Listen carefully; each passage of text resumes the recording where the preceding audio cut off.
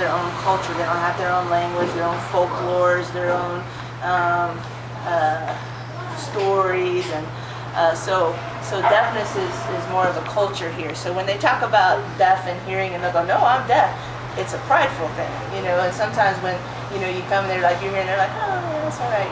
Hey, deaf, they're my culture. It's the same as being Honduran or North American. So that's why they tend to talk about it. And it's also very culturally appropriate to always identify yourself as one or the other, because deaf people won't automatically know if you're deaf or hearing. And so they want you to tell them right away, this is who I am, and I'm deaf or I'm hearing, so that they can identify you right away and they know whether you're hearing or deaf. So we talk about that, and when they're little, we really teach them too that it's fine to be deaf, and that they can be happy about that, and that they have their own language, and to be good with that. And then it's a process for them to kind of connect with their parents, because it's basically like you guys having a baby that's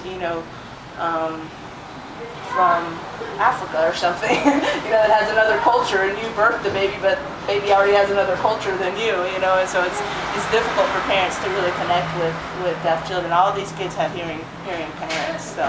And when Ari and Larry had Carolina and brought her home the first day, very cultural, first thing you do is figure out whether they're deaf or hearing. They don't have tests here and stuff.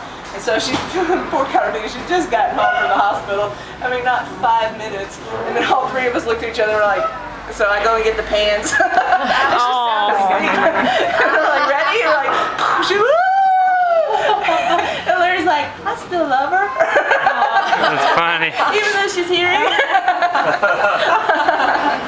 That's neat. They don't think of it at all as a disability. It's just not a disability. Very, very cultural. The fact that they were hoping that their daughter would not be hearing. And it's not, it's not that, I want my daughter to have a disability. It's that they feel a connection in their own culture of that. So it's not a negative thing in their eyes.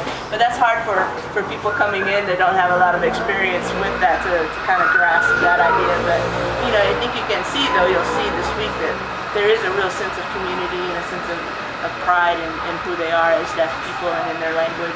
And they have their own folklore. They'll tell all the same stories. A lot of them here in Honduras, a little bit the same in the States, but more in Honduras is the deaf. They'll get around and they'll start talking about, and they don't do it a lot in front of hearing people, but every once in a while, I could just kind of be on the peripheral watching in.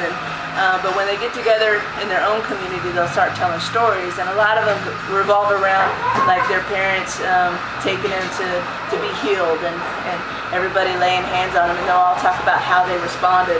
And like Ephraim, Oneida's husband, he's like, yeah, I remember, and I was like, and then he goes, I knew that they wanted me to be hearing, and so he tried to fake it. And so the pastor guy was like, can you hear now? And he's like, yeah. He's like, you're fine. And then like 2 days later, they're like, no, you can't. He's like, I know, I was just faking it, So they have all these stories just about their struggles, and it's really kind of what you would see with a minority group and their struggles of oppression. A lot of the stories revolve around their struggles in a hearing society. Wow.